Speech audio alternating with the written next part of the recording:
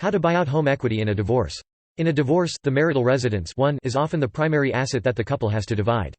There are several options. One is for one spouse to take the house and the other to take a larger share of other assets.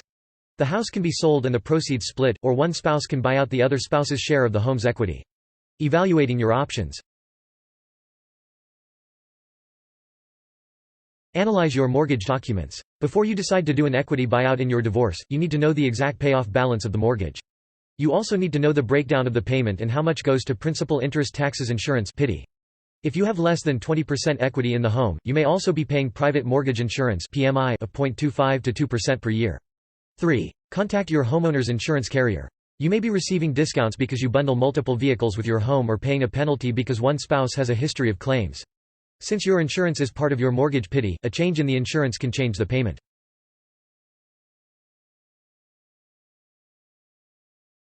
Gather income and credit information. The spouse who wants to keep the house needs to be realistic.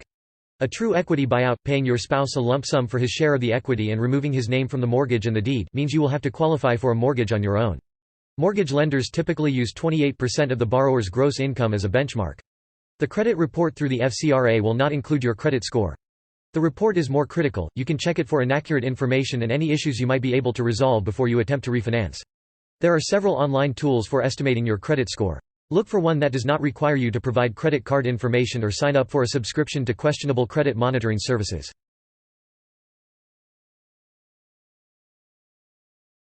Order an appraisal on the house. Whether the housing market is volatile or sluggish, you need to know the current market value of the house, regardless of the mortgage. Tidy up the house and property. A solid appraisal will help with the refinancing.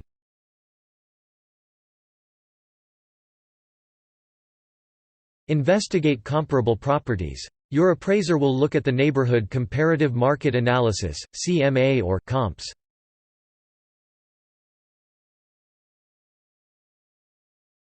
Make a decision. Equity buyouts offers risks and rewards for both spouses. For the one who keeps the house, a buyout means assuming the entire mortgage, but reaping the rewards if the house increases in value. For the spouse giving up his share, it means getting out from under the risk and burden of the mortgage and getting a fixed share without having to worry about the future of the housing market in that neighborhood. The equity is calculated as the appraised value of the house minus the balance on the mortgage. If you've owned the house for less than 5 years, unless you made a substantial down payment or living in a hot housing market, you may be surprised at how little equity you have.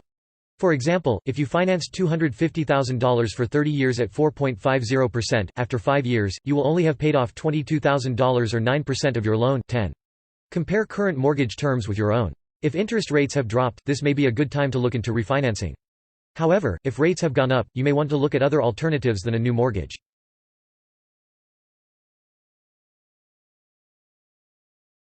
Evaluate other assets and options. If getting a mortgage on your own may be difficult or unfairly expensive, consider liquidating or trading other marital assets to pay off your spouse's share of the equity. For example, if there is $22,000 in equity and it's not a good time to refinance, then an $11,000 loan or distribution from a savings account, or giving up an $11,000 claim on your spouse's 401k can be substituted for the equity cash payment. In amicable divorces, the judge will look at the fundamental fairness of the property agreement and accept most reasonable agreements.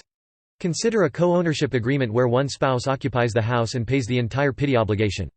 However, if one defaults, the other partner must assume the mortgage or lose ownership of the property. Co-ownership works well in amicable divorces where there are short-term goals, such as keeping the home so that teen children can finish school or the occupying spouse finishes school or job training to improve income enough to take on a solo mortgage.